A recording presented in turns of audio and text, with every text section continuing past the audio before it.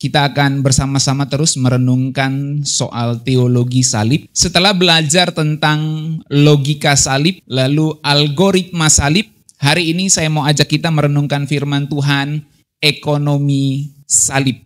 Ini akan menjadi mungkin beberapa seri, dan ini adalah seri yang pertama dari ekonomi salib. Akan ada dua hal yang saya ingin sampaikan dari ekonomi salib pada pagi hari ini, saudaraku. Dunia yang kita tinggali ini adalah dunia yang penuh dengan transaksi, penuh dengan aktivitas ekonomi. Setiap hari kita melakukan aktivitas ekonomi, saudaraku. Pengaturan di dalam kehidupan kita, itu inti dari ekonomi.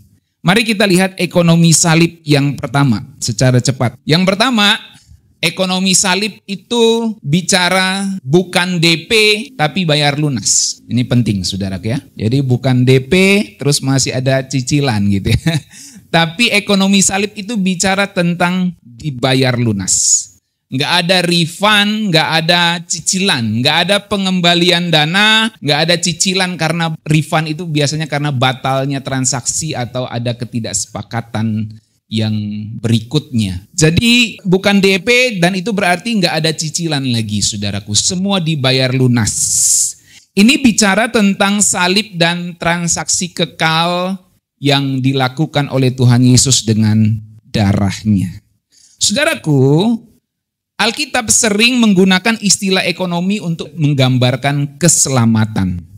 Sebagai contoh, dua kata Yunani untuk menebus, misalnya agorazo dan exagorazo, menunjukkan hal itu, saudaraku. Ada beberapa kata menebus di dalam bahasa Yunani, agorazo, exagorazo, lutro, trosis, lutron, perbedaan kata kerja, kata bendanya saja. Dan ada beberapa kata lain soal menebus ini. Nah, kita coba lihat agorazo dan exagorazo, saudaraku, untuk kita mengerti tentang ekonomi salib ini, bahwa bukan DP yang Tuhan Yesus berikan, tapi sudah dibayar lunas untuk kita semua.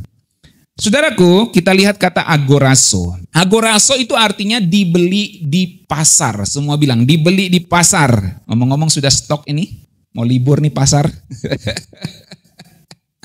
Ya, saudaraku, sudah stok, penjual telur sudah nggak ada itu yang di situ tuh. Udah nggak ada mobilnya parkir tuh yang di tanjakan Pesar tuh.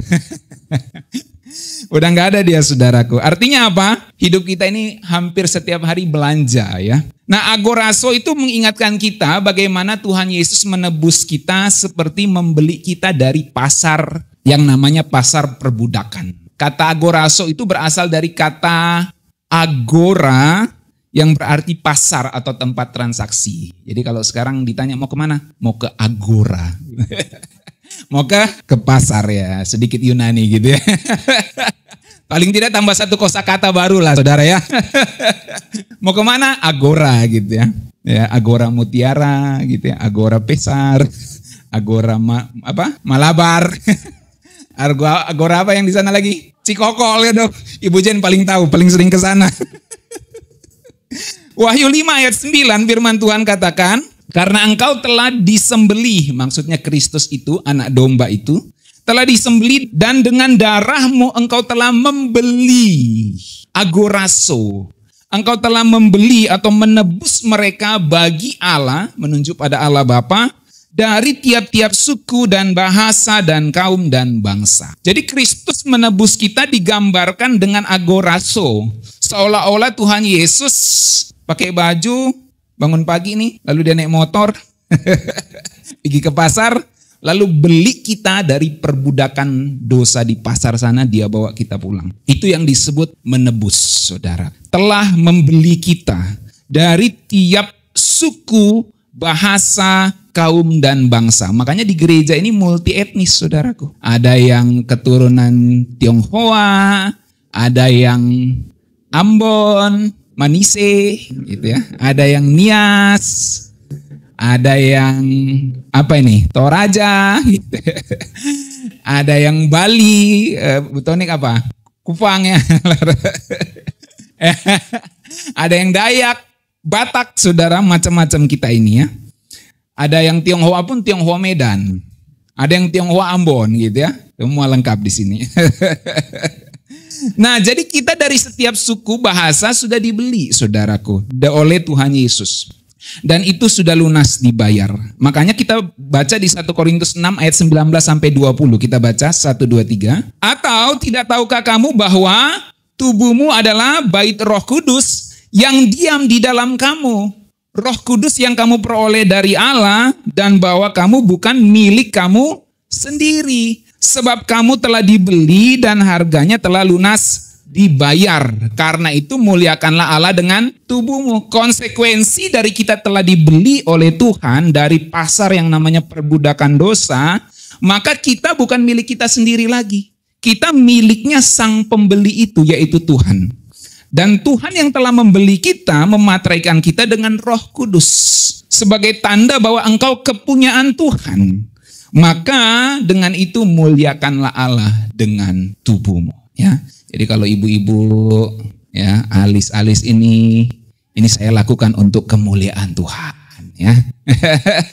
Kalau pakai skincare, saya lakukan ini untuk kemuliaan Tuhan, ya. Jaga bodinya, jaga badannya, nge-gym, olahraga, itu semua untuk kemuliaan Tuhan. Karena Alkitab bilang begini, saudara, jangan rawat tubuhmu untuk memuaskan keinginannya. Itu di kitab Roma. Pernah baca? Jangan merawat tubuhmu untuk memuaskan keinginannya. Bukan berarti kita nggak boleh rawat tubuh. Kalau boleh mau dikasih kalimat positif, rawat tubuhmu untuk memuaskan keinginan Tuhan. Amin? Itu baru benar, saudaraku. Makanya olahraga, gitu ya. Makanya apa? Makan sehat, rawat tubuh kita, supaya kita bisa memuliakan Tuhan dengan maksimal. Nah, kemudian 1 Korintus 7 ayat 22 sampai 23. Kita baca lagi. 1, 2, 3. Sebab seorang hamba yang dipanggil oleh Tuhan dalam pelayanannya adalah orang bebas milik Tuhan. Demikian pula orang bebas yang dipanggil Kristus adalah hambanya. Kamu telah dibeli di agoraso dari pasar. Dan harganya telah lunas dibayar, nggak pakai DP. DP dulu ya, cicil dulu ya, pay later. Kamu sudah lunas dibayar, saudaraku. Entah lewat virtual account, entah lewat GoPay. Pokoknya lunas dibayar. Nggak pakai cicil-cicil. Utang dulu ya. Utang tuh perusak hubungan, saudara. Ya, baru-baru ada teman yang tiba-tiba nyapa saya, saudaraku ya. Dia nyapa, halo sudah lama gitu ya. Tahu-taunya ujung-ujungnya UUD, saudara. Ini kalau tumben-tumben lama nggak sapa ini agak mencurigakan memang, saudara ya. Ujung-ujungnya minjem gitu ya. Tapi saya rasa mungkin dia di-hacker itu ya. Mungkin dia di-hacker gitu. Karena saya tahu kayaknya orangnya nggak mungkin begitu gitu ya.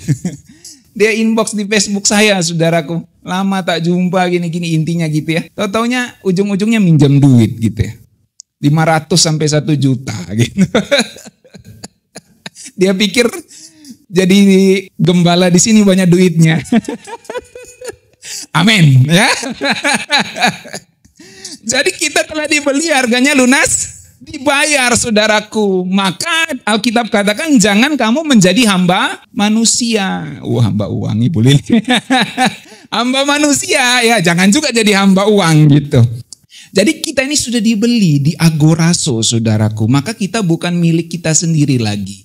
Hidupku bukannya aku lagi, tapi Yesus dalamku.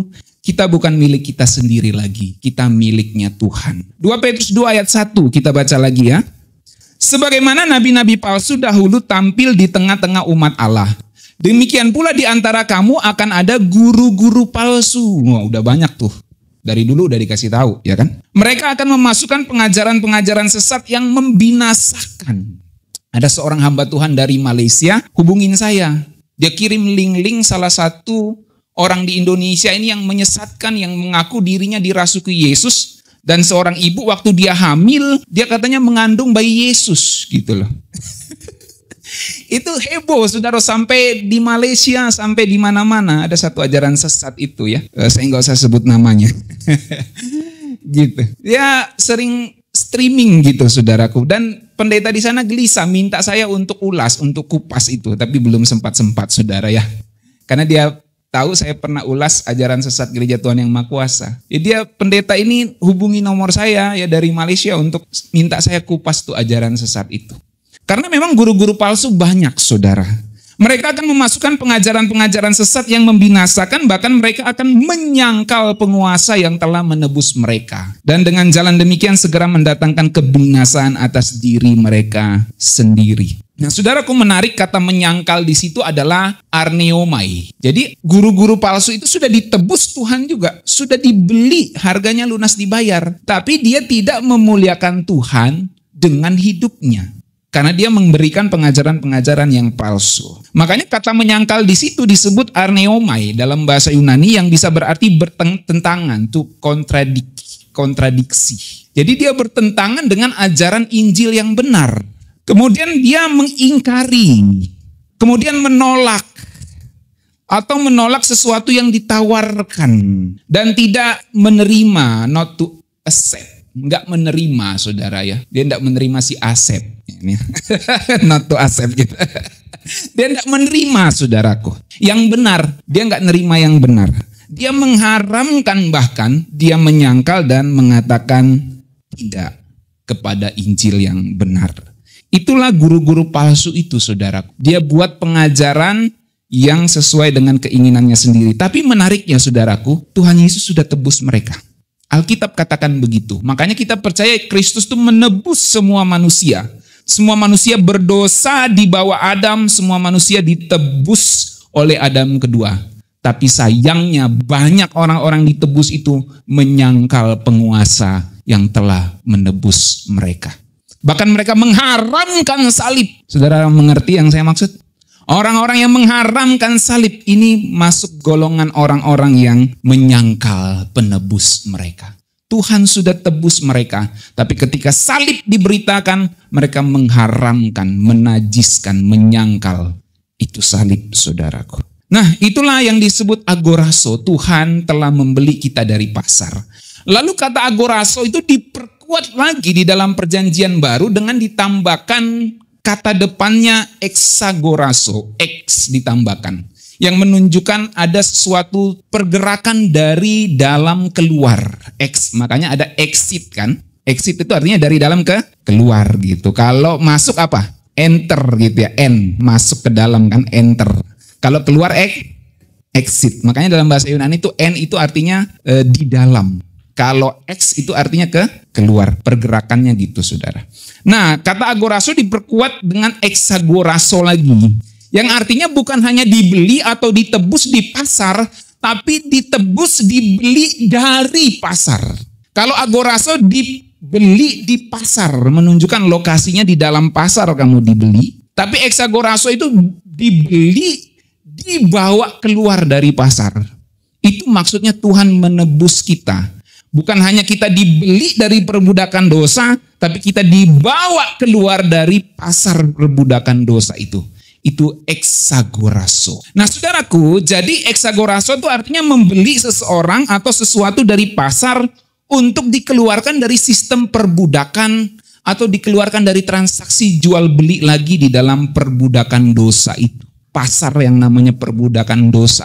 Kita dijual di dalam dosa kebohongan, lalu kita dijual lagi ke dalam dosa kebencian, dijual lagi di dalam dosa kepahitan, dijual lagi di dalam dosa yang namanya berbohong, dijual lagi di dalam dosa yang namanya membenci, munafik, dan lain-lain. Semua kita dibawa dalam transaksi pasar yang namanya perbudakan dosa itu. Dan Tuhan Yesus bukan hanya membeli kita di pasar itu, tapi dia membawa kita keluar dari pasar perbudakan dosa itu. Sama seperti bangsa Israel ditebus, dibawa keluar dari Mesir untuk menuju ke tanah perjanjian. Ada kata X, dibawa keluar. Ini yang menunjukkan bahwa keselamatan kita itu adalah keselamatan yang ditunjukkan dengan Tuhan membebaskan kita dari transaksi jual beli perbudakan dosa. Galatia 3 ayat 13, kata exagorazo ini muncul terkait dengan hukum Taurat. Mari kita baca Galatia 3 ayat 13, 1, 2, 3.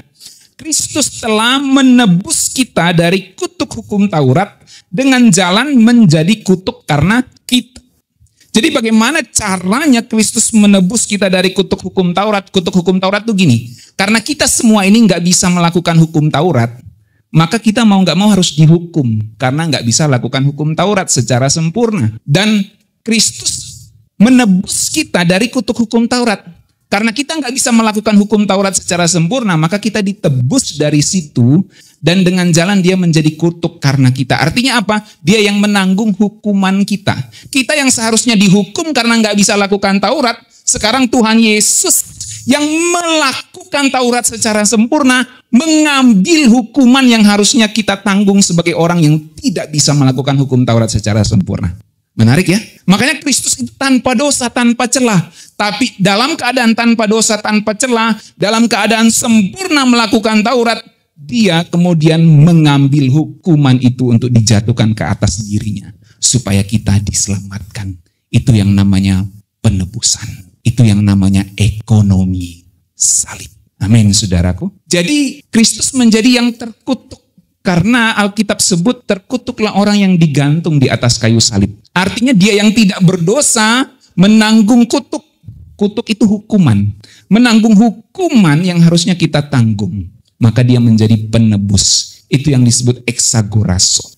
Dia membawa kita keluar dari pasar perbudakan dosa. Dan dia menanggung hukuman karena dosa tidak dapat melakukan Taurat itu.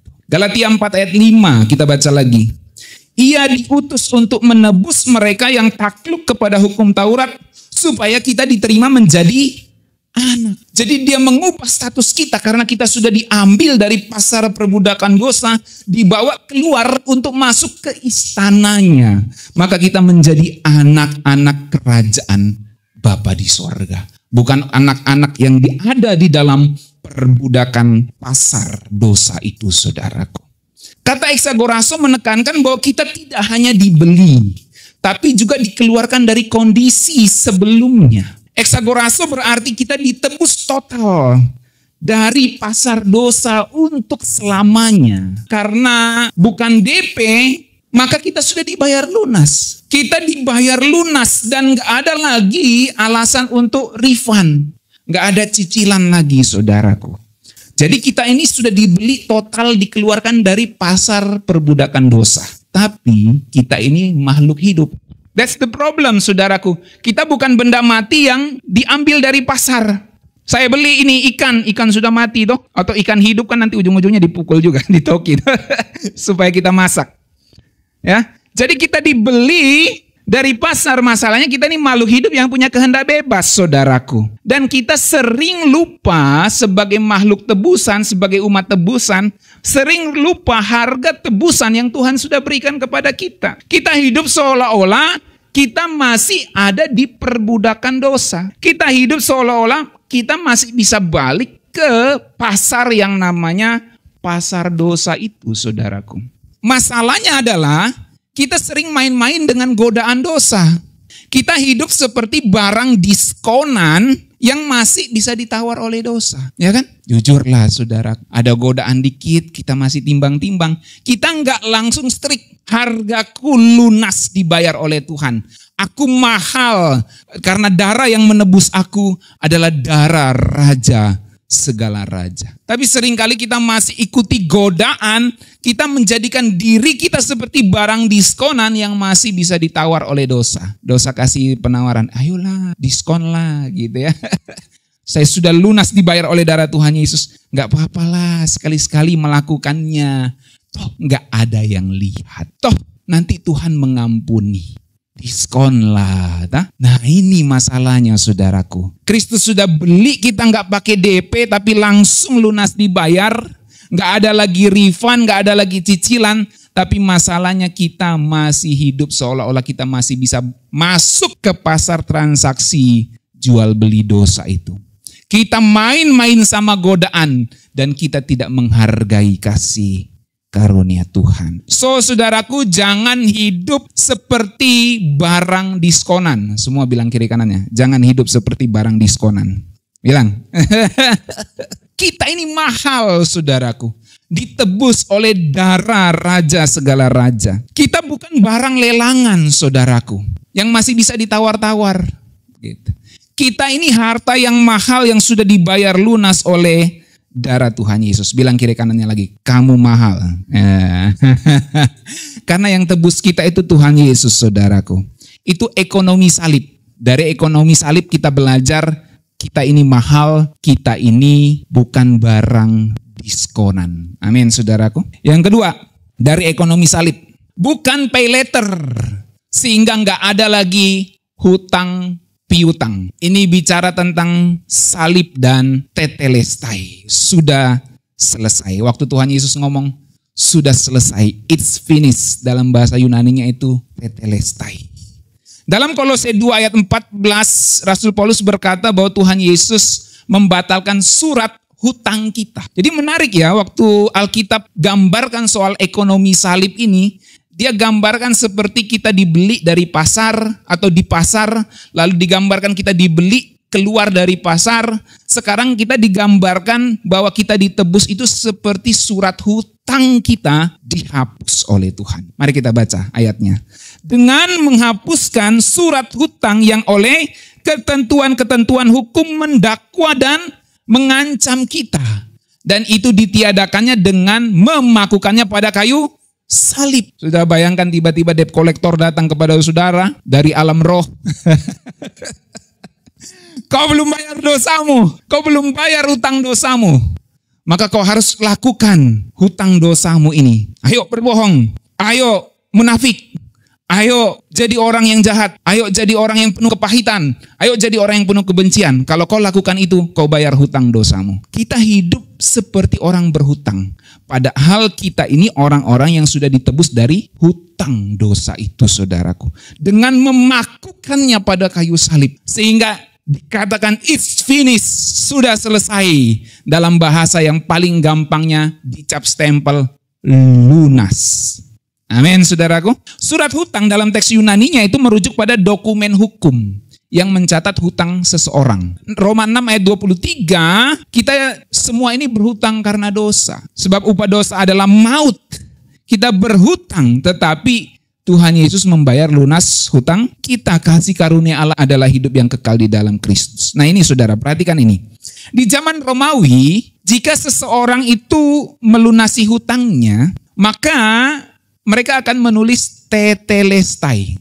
Artinya lunas. Kalau saudara ada nota kan, kalau saudara beli barang, akan ketahuan apakah saudara beli barang cicil atau lunas. Kalau cicil nanti dikasih tahu cicilan pertama, cicilan kedua, cicilan ketiga. Nanti kalau sudah lunas distempel lunas. Nah Tuhan Yesus tidak pakai nyicil-nyicil beli kita, saudaraku. Lunas dibayar dengan darahnya, langsung distempel lunas. Jadi saat Tuhan Yesus ngomong di Yohanes 19 ayat 30, dia berseru di atas kayu salib. Dia menggunakan istilah ekonomi saat itu. Tetelestai, lunas. Seolah dia mau ngomong sama generasi zaman ini. Hey bro, sis, emak-emak, bapak-bapak, gua udah bayar lunas ya. Jangan lagi kamu merasa berhutang dengan dosa. Jangan lagi punya kewajiban, merasa wajib untuk pahit.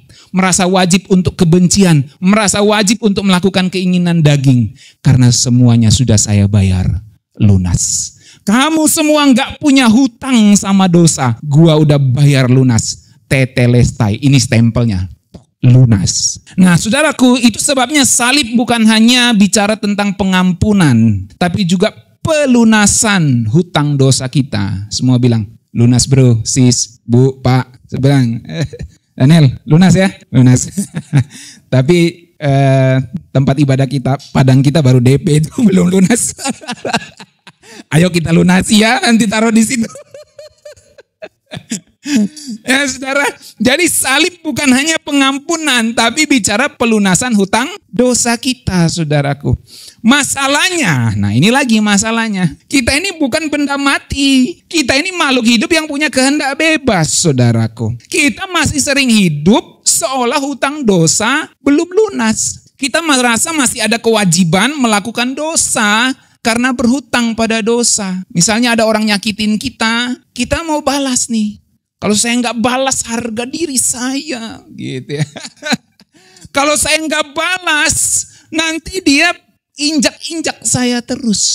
Itu yang disebut kita merasa ada kewajiban berhutang pada dosa. Dan itu terekspresi pada keinginan daging. Waktu kita disuruh mengampuni, kita nggak mau mengampuni karena kita merasa berhak untuk membalas, berhak untuk pahit karena apa yang dilakukan kepada kita.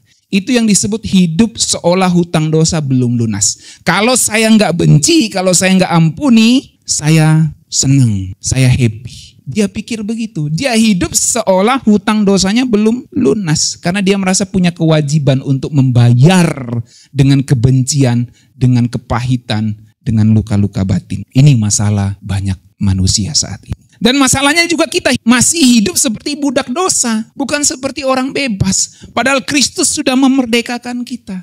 Tapi kita hidup seperti budak dosa.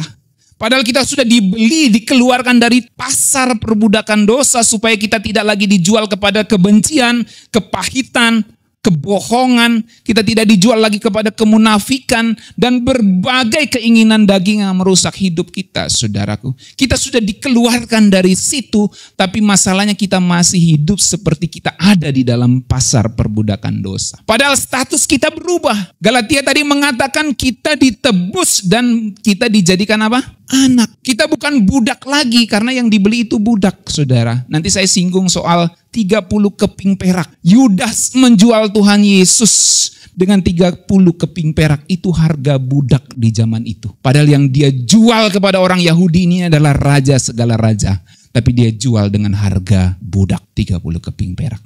Nanti itu ekonomi salib berikutnya, saudara. Kita lihat. Ini maksudnya, saudara. Kita sering hidup seperti budak. Padahal kita adalah anak-anak kerajaan Bapa di sorga.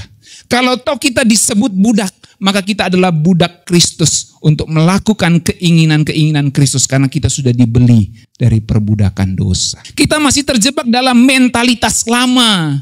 Kita takut, kita insecure, merasa nggak aman dengan keadaan, dengan diri kita, dengan situasi yang kita hadapi, dengan orang-orang di sekeliling kita, dengan jabatan, dengan kepercayaan, dengan pangkat. Masih ada aja orang yang insecure. Dengan relasi, masih ada aja orang yang insecure, saudara. Yang merasa nggak aman dengan semua yang dia miliki saat ini. Dia ragu sama kasihnya Tuhan yang sudah membebaskan dia. Masalahnya lagi, saudara, kita masih simpan surat hutang yang padahal udah dihapus lunas. Tuhan udah cancel dosa kita, tapi kita masih terus merasa bersalah. Kalau saya nggak merasa bersalah, saya rasanya belum hidup. Itu yang namanya kita masih hidup seperti orang yang berhutang. Padahal Tuhan sudah tebus rasa bersalah kita. Tuhan sudah tebus rasa tidak layak kita di hadapannya. Dan kita diberikan kasih karunia yang begitu besar. Jadi kalau kita masih hidup seperti orang yang berhutang, saudaraku, terhadap dosa, jangan hidup seperti itu lagi. Alkitab catat kamu bukan berhutang kepada dosa, tapi kamu berhutang untuk hidup bagi Tuhan. Kamu berhutang untuk hidup bagi Tuhan yang telah membeli engkau. Bukan berhutang bagi tuan lama yang telah memperbudak engkau di dalam dosa itu. Kau sudah dibeli oleh Tuhan, kau dikasih karunia, dikasih berkat untuk hidup di dalam anugerahnya. Maka hiduplah di dalam anugerahnya itu, saudaraku. Jangan lagi merasa bersalah, jangan lagi hidup di dalam kepahitan, kebencian, hidup lagi merasa nggak layak atau insecure dengan keadaan kita saat ini. Mari kita hidup benar dan maksimal di hadapan Tuhan. Jadi jangan simpan lagi kwitansi dosa. Semua bilang kiri kanannya. Kwitansi dosa itu dibuang aja. Dibuang aja gitu. Itu udah dicoret Tuhan itu. Ya, udah dicoret Tuhan, udah distempel lunas. Nggak perlu lagi kamu simpan-simpan ya. Kalau Tuhan sudah hapus surat hutang kita, jangan lagi kita simpan di hati dosa-dosa itu. Yang perlu kita ingat adalah bahwa kita ditebus Tuhan. Tapi jangan lagi simpan jiwa-jiwa pengen ditagih lagi oleh dosa. Semua bilang jiwa-jiwa pengen ditagih oleh dosa. Jiwa-jiwa dikejar debt collector. Dikejar pinjol ya. Apa debt collector dari pinjol. Ini Indonesia ini waktu mau lebaran ada berita. Ada hutang masyarakat selama mau lebaran ini saja sudah triliunan, saya lupa persis angkanya ya, ratusan triliun hutang orang-orang Indonesia kepada pinjol hanya untuk pulang mudik. Ada beritanya, saudara cari aja. Karena apa? Orang memang butuh duit. Nanti pulang baru mereka cari uang untuk bayar hutang pinjolnya. Dan memang harus bayar, namanya pinjam tuh. Harus dibayar. Nah sekarang saudara semua pinjol kita udah dibayar lunas oleh Tuhan. Nggak ada lagi pay later. Masalahnya adalah kita lebih dengarkan yang nagih daripada yang sudah bayar lunas hutang kita. Itu masalahnya. Sekarang saudara, kita semua ini mau dengar yang mana? Dengar yang masih nagih-nagih padahal udah lunas? Atau dengar yang sudah kasih lunas hutang kita? Dengar yang mana? Yang sudah kasih lunas. Maka dengarkanlah firman-Nya saudaraku. Jadi semua bilang, mari kita hidup dalam ekonomi salib. Semua bilang, mari kita hidup dalam ekonomi salib. Bukan hanya logika salib, algoritma salib, tapi ekonomi salib. Yang pertama tadi, bukan DP tapi bayar lunas. Nggak ada refund lagi, nggak ada cicilan. Artinya transaksi sudah pasti oke, nggak mungkin gagal. Ini bicara tentang transaksi kekal oleh darah Tuhan Yesus. Kita di agoraso dan di exagoraso. Jadi jangan hidup seperti barang diskonan yang masih bisa ditawar oleh dosa. Kemudian yang kedua, ekonomi salib bicara bukan pay later. Nggak ada lagi hutang piutang. Kalau kita pay later artinya apa? Kita punya hutang, bayar nanti kan. Kita ambil dulu barangnya, bayar nanti. Kan sekarang banyak marketplace atau pasar-pasar online menawarkan itu kan. Pay later gitu kan. Shopee pay later misalnya. Kita beli dulu, walaupun belum ada uang, kita bisa ambil barangnya. Pay later gitu. Kita ambil dulu nanti bayarnya gitu. Jadi bahkan nggak perlu DP, kita ambil saja pay later itu. Nah Tuhan Yesus nggak pakai pay later untuk bayar hutang dosa kita. Dia bayar lunas saudaraku. Itu sebabnya di salib dia ngomong apa? Tetelestai. Udah lunas, udah selesai. Bukan dia ngomong dalam bahasa Yunani pay later. Bayangkan kalau Tuhan Yesus di kayu salib dia bilang pay later. Mati semua kita saudara, nggak bisa bayar gitu. Tapi Tuhan Yesus bilang tetelestai, lunas. Jadi jangan simpan lagi kwitansi dosa yang udah dicoret Tuhan. Buang saja itu karena udah lunas, selesai gitu ya. Biarkan Tuhan yang akan mengurus hidup kita ke depan. Oleh sebab itu serahkan hidup kita kepada pengurusan Tuhan. Kepada ekonominya Tuhan, yaitu ekonomi salib. Saudara dapat perspektif baru, amin. Dari teologi salib ini, mari kita berdoa.